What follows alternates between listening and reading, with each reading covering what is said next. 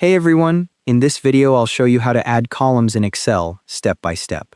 This works the same on both Windows and Mac, so you're good to go on either platform. First thing, click on the column letter at the top of the spreadsheet where you want the new column to appear.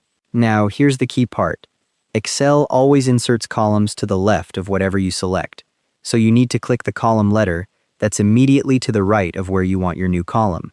For example, if you want a new column between column B and column C, click on the C header. You'll see the entire column highlight when you click it.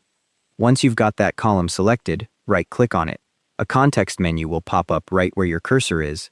You'll see a bunch of different options listed there. From that context menu, click on Insert. Depending on your version of Excel, it might say Insert or Insert Columns. Either way, click that option. As soon as you do, you'll see a new blank column appear to the left of the column you selected. All the columns that were there before will shift one spot to the right to make room for it. Right next to your newly added column, you'll see a small Insert Options button appear. If you click that button, a drop-down menu opens up with some formatting choices.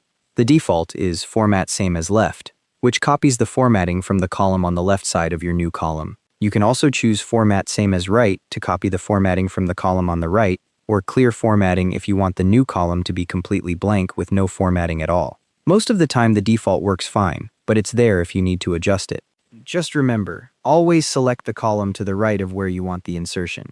That trips people up sometimes because it feels backwards, but Excel inserts to the left every time.